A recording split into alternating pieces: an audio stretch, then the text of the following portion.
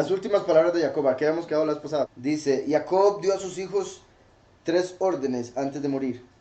No violar la prohibición de ser idólatras. Esta advertencia estaba dirigida a los descendientes de sus hijos durante el exilio. Jacob temía que pusieran en duda la justicia de Yahweh o fueran tentados a abandonar la Torá por su amarga experiencia entre las naciones. Por lo tanto, tomó la iniciativa y les advirtió que permanecieran leales a Yahweh. No maldecir el nombre de Yahweh. Esta advertencia estaba también dirigida a los descendientes de sus hijos. Jacob consideraba necesario advertirles acerca de maldecir a Yahweh por tratarse de un precepto básico. Maldecir a Yahweh equivale a negar su existencia y servir a los ídolos. No permitan que ningún idólatra toque mi féretro, para que la presencia celestial no se aleje. Jacob indicó a sus hijos cómo debían cargar con el féretro, diciendo, 3 tribus irán al norte, 3 al sur, 3 al este y 3 al oeste. Ve, aquí confirma lo que les decía ahora. Lo llevaban como si fuera el arca. ¿Recuerdan? Cuando Yahweh les mandó a hacer el arca, les dijo cómo debían ir las tribus. El arca debía ir en el centro, exactamente de la misma forma. Fueron las mismas tribus, o sea, el mismo orden de las tribus. Jacob indicó a sus hijos cómo debían cargar con el féretro. Entonces, cuando llevaron el féretro de Jacob para enterrarlo, iban como si fuera el arca. Y similar con cuando llevaron los huesos de Yosef. Y eso porque tanto Jacob como Yosef representan al último, que será como el arca. Así como Yahushua dijo, destruid el templo y yo lo levanto en 3 días, refiriéndose a su cuerpo, a él mismo. Entonces Yahushua es el templo, el último es el arca. Y por eso cuando el último y el primero se hagan uno, es como el arca entrando al templo y estando ahí completa. Dice, en el mismo orden viajaban en el desierto bajo 4 banderas y la presencia celestial en el medio. La muerte de Jacob y su entierro. Tan pronto como Jacob dejó de hablar, su alma partió y se unió a los de sus antepasados en el paraíso. Yosef cayó sobre el rostro de su padre, lloró y le dio un beso de despedida. Cerró los ojos de su padre, cumpliendo así la promesa de Yahweh. Yosef habrá de poner su mano sobre tus ojos. Se le había prometido a Jacob, aquí se cumplió. Los hijos de Jacob desgarraron sus vestimentas y colocaron polvo y ceniza sobre sus cabezas. Yosef pidió a los médicos que embalsamaran a Jacob. En aquellos tiempos la costumbre era de embalsamar a los reyes vertiendo aceite y especies sobre ellos durante 40 días consecutivos. El cuerpo absorbía estos aceites y podía resistir su desintegración por un periodo más prolongado. Si bien Yosef sabía que Yahweh conservaba los cuerpos de los justos, de todos modos no quiso confiar en milagros y prefirió tomar las medidas necesarias. Dice, sin embargo, otras opiniones, Yosef pecó al embalsamar a su padre. Yahweh dijo, ¿crees tú que no puedo proteger a mis justos? Este pecado fue una de las razones por las cuales Yosef murió antes que sus hermanos. Dice, todos los habitantes de Egipto se adhirieron al duelo por la muerte de Jacob porque se sabía que como consecuencia de su bendición el Nilo había vuelto a crecer para irrigar la tierra y poner fin al hambre.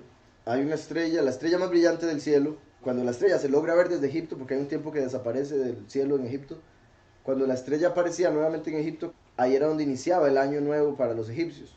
Y principalmente porque cuando salía esa estrella anunciaba que el río se iba a desbordar. Entonces, curiosamente, cuando Jacob se presentó, el río creció. Igual vemos esa bendición en Jacob y en muchos israelitas, que cuando llegaban había agua donde llegaban. Por eso muchos también llegaban a los pozos donde encontraban a sus esposas. Entonces, es curioso que cuando sale una estrella específica en el cielo es cuando el Nilo se desbordaba. El nombre de esa estrella en hebreo es Abrech. Cuando sacaron a Yosef para que lo alabaran en Egipto, decían Abraj, con una diferencia de una letra.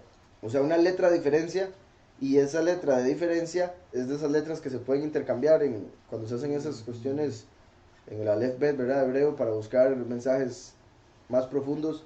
Hay algunas letras como la Kaf y la Kuf. La Kaf y la Kuf se pueden intercambiar, tienen un sonido similar, y algunas otras. Entonces, al intercambiar una letra por la otra, terminamos con la otra palabra.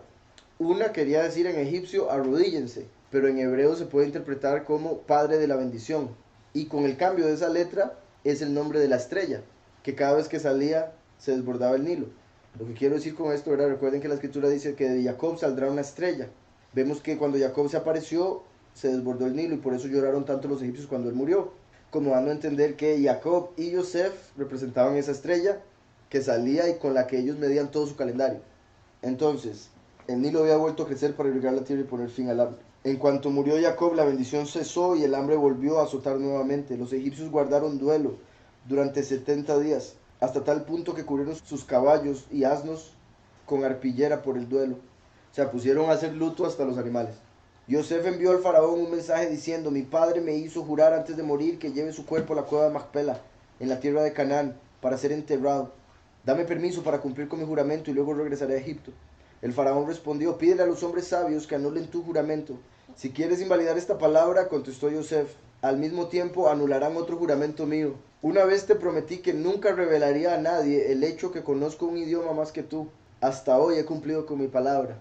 Recuerdan que para llegar a ser faraón había que conocer todos los idiomas del mundo. Cuando Yosef salió de la cárcel, hay dos episodios diferentes de cuando Yosef llega donde el faraón, pero en sí, en el último, un ángel se apareció y le reveló todos los idiomas. La forma en que habría que entender eso, ¿verdad? Es como cuando los apóstoles recibieron el don de lenguas, por ejemplo.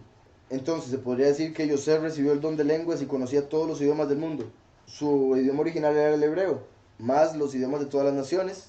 Cuando él llegó donde el faraón, pudo ascender hasta la parte más alta, pudo subir los 70 escalones de los 70 idiomas de las 70 naciones. Y cuando le habló en hebreo, el faraón no le pudo contestar. Entonces, con eso se probó que Yosef era más capaz, y no solo más capaz, legalmente era quien debía ser el faraón. Pero el faraón le hizo jurar que no dijera nada. Le pidió que jurara que no iba a decir nada para él poder mantenerse en el poder. Entonces, cuando aquí el faraón le dice que vaya y rompa el juramento que le hizo a su padre, y Yosef le responde: si rompo ese también voy a romper otro, ¿verdad? El que le hice a usted. Puesto que ahí el faraón no iba a querer que eso sucediera. Entonces dice: una vez te prometí que nunca revelaría a nadie el hecho que conozco un idioma más que tú. Hasta hoy he cumplido con mi palabra. No te impediré ir, contestó el faraón. Ve y entierra a tu padre, como él te lo ordenó. Yosef puso el cuerpo de su padre en un féretro de oro puro cubierto con diamantes. Sobre él había un palio tejido de hilos de oro y apoyado sobre vigas adornadas con perlas. Cuando Yosef y sus hermanos salieron en la procesión funeraria hacia tierra de Canaán, el faraón emitió un edicto solicitando a sus súbditos que acompañaran a Jacob y le rindieran sus últimos respetos. El féretro fue cargado por las tribus, quienes caminaban descalzos y llorando, seguidos por una enorme delegación de egipcios. Yosef se quitó la corona y la apoyó sobre el féretro de su padre. Cuando la procesión llegó a tierra de Canaán, fue recibida por los reyes canaanitas, los hijos de Ismael y los hijos de Isaf, quienes iban acompañados por sus tropas. Querían aprovechar esta oportunidad para iniciar una guerra contra la familia de Jacob. Vean si son malos. Los hijos de Esaú y los hijos de Ismael, o sea, los judíos católicos y los musulmanes, básicamente, viniéndose en contra de los descendientes de Jacob, aprovechándose que estaban tristes para tratar de matarlo. Y digo judíos entre esos, ¿verdad? Por lo que hablamos la vez pasada, que según varia información, descendientes de Esaú son los que hoy en día se hacen llamar judíos, la mayoría de ellos al menos. Sin embargo, cuando notaron los grandes honores que se le rendían a Jacob y vieron la corona de Yosef sobre el féretro, todos se unieron a la procesión. Los reyes de Canaán colocaron sus coronas sobre el féretro también. Así Jacob fue conducido a la cueva de Macpela, en un féretro adornado con 36 coronas.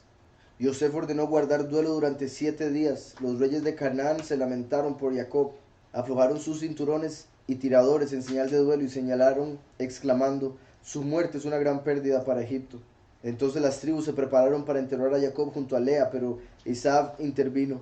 El espacio restante es para mí, no para Jacob, clamó. Seguía de viejo y seguía tratando de obtener de nuevo el derecho que había perdido al venderle la primogenitura a Jacob. ¿Cómo puede ser?, contestaron las tribus. Tú vendiste la cueva de Macpela a tu hermano. Muéstrame el contrato, exigió Isaac. Lo tenemos, dijeron los hermanos, pero en Egipto. Sin un contrato no hay prueba, discutió Isaac. Lo traerá Neftalí, dijeron los hermanos. Neftalí, ligero de pies, corrió rápidamente a Egipto y mientras tanto el entierro fue demorado. Hushim, el hijo de Dan, era sordo y no había seguido la conversación. Sin embargo, se dio cuenta que Isaac estaba interfiriendo con el entierro del abuelo. Tomó un palo y golpeó fuertemente a Isaac en la cabeza.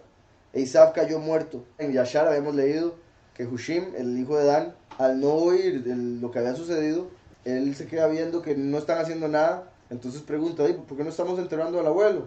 Y le dicen: no, es que Isaac dijo que el contrato, que esto y que lo otro, entonces mandamos a Neftalí a traerlo. Bueno, no se lo dijeron así. Entonces él dice: ¿Cómo? Que porque Isaac dice eso no estamos enterrando a mi abuelo. Entonces, como dice aquí, agarró un palo y le dio por la cabeza. Cayó, si no me equivoco, en el libro de Yashar era una espada, lo que sí, la verdad que sí. Y la cabeza fue dando vueltas. Pero en sí, no aguantó nada. Dijo: no lo quieren enterrar por este hombre, déme un tojecito. Dice: cayó muerto, su sangre chorreaba sobre el féretro de Jacob. La cabeza de Isaac rodó a la cueva de Macpela, mientras que su cuerpo fue llevado al monte Seir para su entierro, al monte Pelú, que es lo que quiere decir Seir, que era el monte donde él vivía, y es de donde viene esa imagen de Baphomet, por ejemplo, del macho cabrío satánico, Seir. Dice, el fin de Yosef y la muerte de las otras tribus. Al regresar de tierra de Canaán, los hermanos notaron que Yosef había tomado un camino poco usual. Su intención era la de visitar el pozo donde había sido arrojado por los hermanos antes de ser vendido. Cuando pasaron por el pozo, Yosef se acercó y lo miró fijamente. Los hermanos notaron y temieron que no había olvidado el dolor que le habían causado tantos años atrás. En el fondo debe odiarnos, pensaron. En realidad Yosef se había detenido allí para pronunciar una bendición. Bendito sea el poderoso que hizo un milagro en este lugar. Cuando regresaron a Egipto notaron un cambio en la conducta de Yosef. No los invitaba a comer a su casa como lo hacía en el pasado, cuando su padre vivía. Las motivaciones de Yosef eran apartadas. Jacob siempre había sentado a Yosef en la cabecera de la mesa, pero después de la muerte de su padre, Yosef no quiso ocupar más ese lugar, porque pensó, ¿cómo puedo sentarme en la cabecera en presencia de Yehudá el rey y Rubén el primogénito? Trató de evitar el problema dejando de invitar a sus hermanos, pero ellos no conocían sus intenciones y creyeron que Yosef los odiaba y que ahora pensaba vengarse por el mal que les había hecho. Esta es una muestra, como hemos hablado, de que siempre debemos juzgar positivamente. Lastimosamente es muy fácil juzgar negativamente y todo el mundo eso es lo que hace primero, ¿verdad? Si no sabe algo, se imagina lo peor, lamentablemente. Entonces, como vemos, Yosef es un apartado, por ende había que juzgarlo positivamente. También por otro lado, al ellos tener culpa, como sabemos, ¿verdad?, que el miedo atrae castigo. Cuando uno está preocupado, tiene miedo, la mayoría de las veces es porque hizo algo malo. Entonces se la ve venir. Entonces, como ellos habían hecho algo malo y ven a Yosef callado, que no los invita, dicen, ahorita ya nos va a castigar. Pero en realidad no los estaba invitando por respeto a ellos. Entonces por eso debemos tener mucho cuidado con cómo juzgamos a las personas, más si son creyentes en el Padre, por supuesto, en las razones por las que hacen las cosas. Y también no sería mala idea comunicar, ¿verdad? Tal vez Yosef pudo haberles dicho, la verdad es que no los invito porque no sé cómo sentarnos. En ese tiempo vemos lo importante que era, el que se sentaba a la cabecera era el jefe. Ya las familias ni comen juntas, empezando por ahí. Dice, los hermanos dijeron a Bila, a quien Yosef consideraba como a su madre, porque ella lo había criado. Él fue hijo de Raquel, pero Raquel murió cuando nació Benjamín. Entonces Yosef estaba muy joven, todavía muy niño. Entonces lo terminó criando Bila. Por ende veía a Bila como su madre. Dice porque ella lo había criado. Ve con Yosef y dile, le dijeron a ella.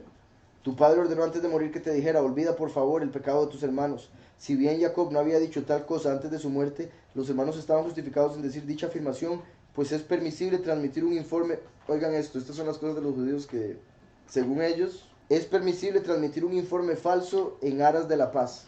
Entonces ellos están diciendo, si es para mantener la paz, está bien mentir.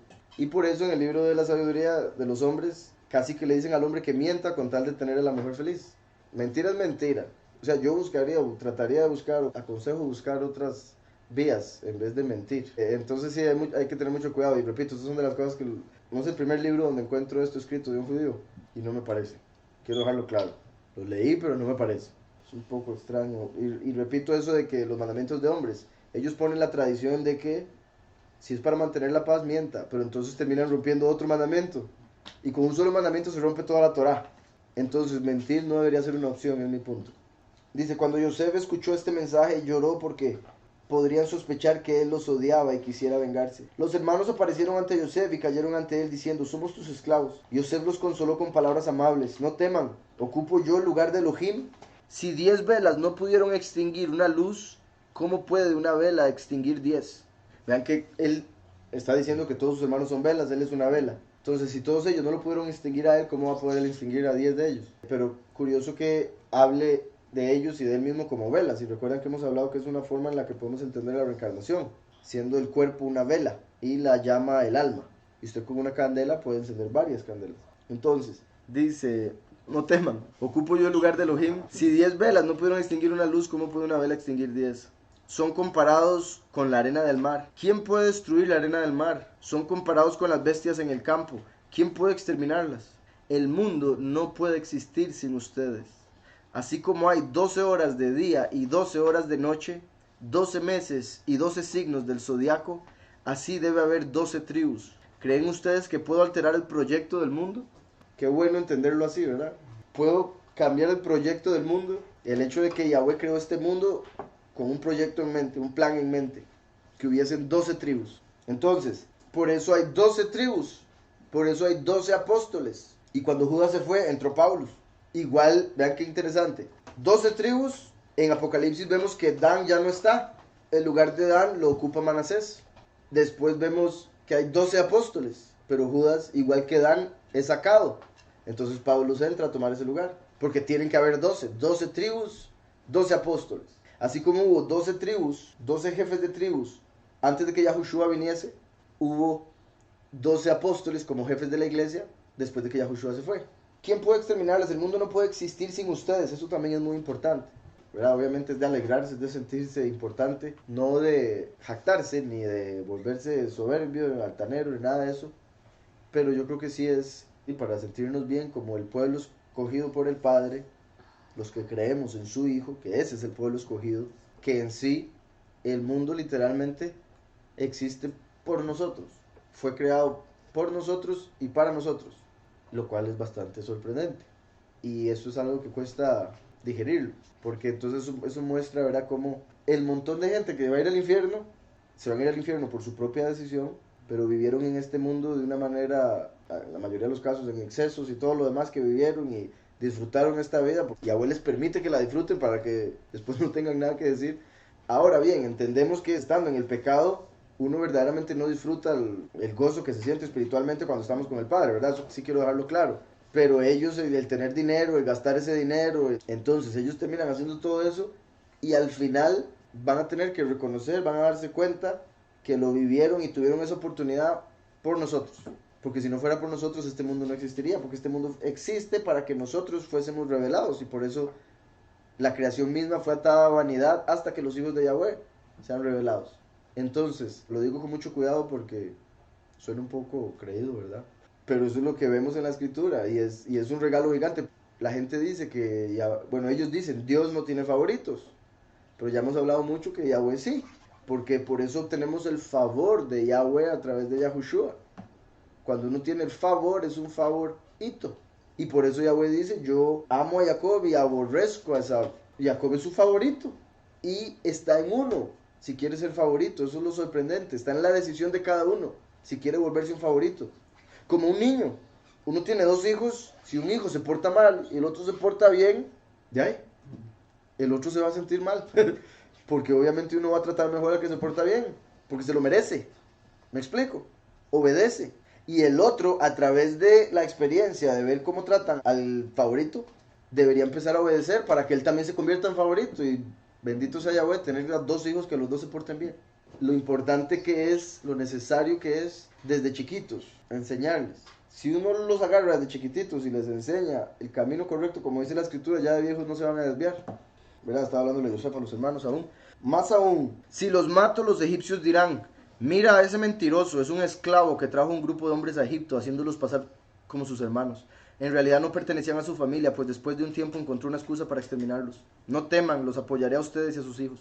La rectitud de Yosef es evidente. Si bien los hermanos odiaban a Yosef y le hicieron daño, él no se vengó, sino que respondió con palabras gentiles. Actuó en forma diferente de Caín, quien mató a su hermano Hebel, de Isaac, quien buscó vengarse de Jacob, y de Ismael, quien odiaba a Yitzhak. Yosef era un regente sabio y un gran benefactor del país. Venció a los enemigos de Egipto y estableció un reino seguro. Reinó como virrey durante 40 años. Y cuando el faraón murió, le sucedió y gobernó Egipto durante 40 años como rey. O sea, básicamente 80 años estuvo ahí reinando. Si bien Yosef era el segundo más joven de las tribus, fue el primero en morir. La razón era que Yahweh lo castigaba por haberse conducido como un soberano hacia su familia. Además, cuando los hermanos llegaron a Egipto, escuchó que a su padre se lo aludía como sirviente y no protestó. Como no honró a su padre lo suficiente, su vida fue acortada. La recompensa por honrar a los padres es longevidad, y el cumplimiento de dicha misbah, de dicho mandamiento, resulta en el acortamiento de los años de vida. Cuando Yosef sintió que el fin estaba cerca, le dijo a sus hermanos, pronto moriré, pero el Todopoderoso seguramente los redimirá de Egipto. Mi padre me ha revelado que el Redentor, que dirá las palabras Pakod Ifkod, será el mensajero de Yahweh, que los sacará de Egipto. Yosef pidió a sus hermanos que le prometieran que cuando salieran de Egipto llevarían sus restos a Shechem, el lugar de donde vino. Les dijo: yo sé por tradición que solamente hay un lugar para 4 parejas en la cueva de Macpela, y no hay lugar para mí allí. ¿Por qué Yosef pidió a sus hermanos ser enterrado en Shechem? Cuando el amo de la casa descendía a la bodega, se sorprendió de encontrar a 2 hombres robustos divirtiéndose allí. Aparentemente habían violado la entrada, abierto un barril y tomado del precioso vino. El propietario no perdió su compostura. Diviértanse, les dijo. Solo les pido un favor: cuando terminen, coloquen el barril en el lugar que corresponde. Del mismo modo, Yahweh quiso que las tribus enterrasen a Yosef en Shechem, diciendo: ustedes vendieron a Yosef, regresen sus restos nuevamente a Shechem, el lugar donde lo vendieron. Dice, Shechem se encontraba dentro del territorio de Yosef, se lo otorgó su padre. Recuerdan que Shechem quiere decir hombro, y es en el hombro donde Yahweh pone el principado del último. Entonces también se puede tomar que fue por eso que él fue enterrado en Shechem, como dando a entender que a la muerte del testigo y su resurrección, digamos, la muerte sería cuando murió Yosef, la resurrección cuando sacaron los huesos para llevarlos a enterrar, y Shechem sería cuando recibe el principado sobre su hombro. El territorio de cada tribu poseía una afinidad intrínseca con las características y cualidades espirituales de la misma. Yahweh quiso que Yosef fuera enterrado en su propio territorio, pues allí encontraría el descanso que se merecía. Yosef murió a los 110 años y fue embalsamado. El fallecimiento de un sadik de la envergadura de Yosef dejó su huella en la totalidad de la tierra de Egipto. Los manantiales de toda la tierra se secaron y los hermanos restantes comenzaron a sentir las penurias del exilio. Ven como lo mismo que pasó con Jacob, pasó con Yosef, lo del agua. Una vez que murió, se puso peor. Entonces, aún estando los hermanos en Egipto, una vez que murió Yosef, empezaron a sentir lo que era el exilio. Igual que, ¿verdad? Una vez que murió Yahushua, empezó la apostasía casi. Y una vez que muere el testigo como Moshe, empieza la gran tribulación. Dice, los magos egipcios colocaron el cuerpo de Yosef en un féretro de hierro. Vean, féretro de hierro. Y recuerden que el descendiente de Yosef es el que se le da vara de hierro para regir a las naciones. Dice, un féretro de hierro que hundieron en las profundidades del Nilo, en la creencia que daría una bendición al río. Entonces, como el hecho de que Yosef estaba en Egipto hacía que el río Nilo se desbordara y por ende tuvieran frutos, ellos pensaron que una vez muerto, si lo enterraban en el Nilo, se iba a mantener esa bendición. Uno tras otro, los hijos de Jacob murieron. Leví disfrutó de la vida más longeva. Benjamín al final de su vida aún no había pecado. Está escrito que no hay hombre que haga el bien y no peque. Entonces, la forma en que yo interpreto cuando los judíos dicen que un hombre no pecó, porque no solo lo dicen con Benjamín, lo dicen con bastantes hombres en realidad. Más de los que yo pensaría que sería posible que eso suceda. Que no hizo un pecado de muerte. Porque, ¿verdad? Hay pecados que son pecados de muerte, digamos, como matar a alguien, violar a alguien, blasfemar en contra del nombre, pecado de muerte. Hay otros que no son de muerte, por ejemplo el de robar, usted puede volver a pagarlo. Ahora, no es que yo crea que Benjamín se robó algo, no, pero mi punto es, todos nosotros en algo pecamos a veces aún sin darnos cuenta, y por eso es que Salomón dijo, no hay hombre que siempre haga el bien y no peque. Por eso es que si está escrito eso, me parece un poco ilógico decir por otro lado que Benjamín nunca pecó.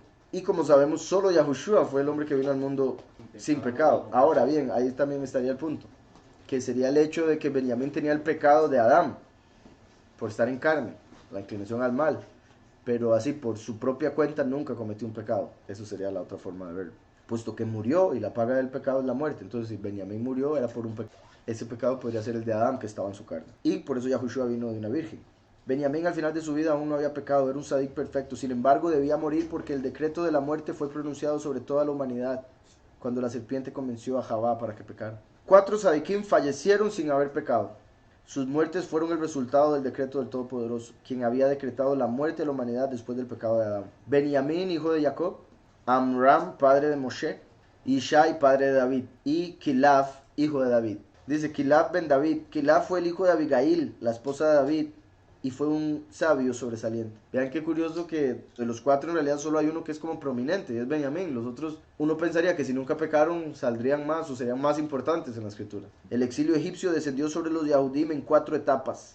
Mientras Jacob vivía, los hijos de Israel eran hombres libres en Egipto. Su única penuria era que allí se los consideraba extranjeros. Y vea las 4 etapas como las 4 etapas en las que Yahweh hace todo, ¿verdad? La primera es Atzilut, emanación.